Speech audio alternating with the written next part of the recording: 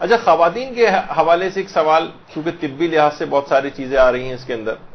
تو کیا ایسی ادویات استعمال کر سکتی ہیں؟ وہ چاہتی ہیں کہ بھئی ابھی تو موقع ایسا ہے کہ ہم روزے سب کے ساتھ رکھ لیں گے، بعد میں روزے بہت مشکل ہو جاتے ہیں، قضا کرنا مشکل ہو جاتا ہے، بعض اوقات کفارہ تاخیر لازم آنے لگتا ہے، تو کیا ہم اپنے مخصوص ایام کو روکنے کے لیے کوئی ایسی دوائیں استعمال کر سکتے ہیں؟ تو جواب یہ ہے کہ جی ہاں، استعمال کر سکتے ہیں، لیکن زیادہ بہتر یہ ہے کہ ان ادویات کو، بہرحال یہ میں فقہی طور پہ نہیں کہہ رہا، ویسے مشورے کے طور پر، کہ ان ادویات کو استعمال نہ کیا جائے۔ دیکھیے اس میں بہت ساری پرابلم ہوتی ہیں، بہت سے اس کے سائیڈ ایفیکٹ اس طرح کے ہوتے ہیں، بہت سی جس چیز کو روکنے کے لیے اتنی تگ و دو کی جاتی کہ ہم رمضان کے روزے رکھ سکیں، وہ اتنے مشکوک بن جاتے ہیں، بہت سے سائیڈ ایفیکٹ ہیں، بریک تھرو بلیڈنگ وغیرہ اس طرح کی چیزیں ہوتی ہیں کہ آپ کو پھر سمجھ میں نہیں آتا کہ یہ کون سا والا استحاضہ ہے کہ ماہوار نجاست ہے، کیا ہے، کچھ بھی سمجھ میں نہیں آ رہا ہوتا۔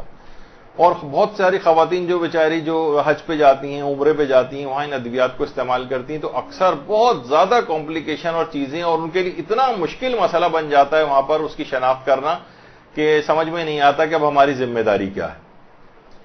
تو اگرچہ شریعت نے ہر جگہ فقہی حکم آپ کو یہی ملے گا کہ اگر کوئی ہیلتھ ہیزرڈ اس کے نہیں ہو رہا ہے تو اس کو استعمال کرنے کی اجازت ہے۔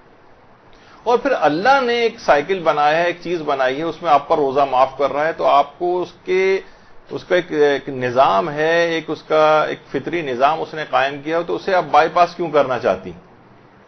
دیکھیے بہت ساری چیزیں ایسی ہیں کہ ایک بزرگ تھے، وہ کسی مجتہد کے پاس گئے اور کہا کہ دعا کیجیے کہ اس سال میں ماہ رمضان کے روزے رکھ سکوں، بہت ہی بزرگ 80-90 سال کے۔ تو مجتہد نے کہا کہ میں ہرگز بھی تمہارے لیے دعا نہیں کروں گا، یہ اللہ نے تمہیں اس عمر تک پہنچایا ہے، پھر تم پر جو ہے روزے کو ساقط کیا ہے، اتنا زیادہ بڑھاپا، خود بیماری سے ہٹ کر بھی خود بڑھاپا، بہت زیادہ جو بڑھاپا ہوتا ہے جس میں مریض جو ہے روزہ نہیں رکھ پاتا ہے، جو بوڑھا ہے وہ روزہ نہیں رکھ پاتا ہے، اس پر سے ساقط کیا ہے۔ تو اللہ نے تمہارے لیے تمہیں اس حال تک جو لے کر آیا ہے، پھر تم پہ ساقط کیا، تم زبردستی اپنے اوپر اس واجب کو لادنا چاہتے ہو، ہرگز تمہارے لیے دعا نہیں کروں گا۔ تو بہرحال میرا اپنا اس لحاظ سے ہے کہ ان ادویات کے استعمال کو بعد جب خدا ہی نے یہ والی چیز رکھی ہے، تو اتنا زیادہ انسان کو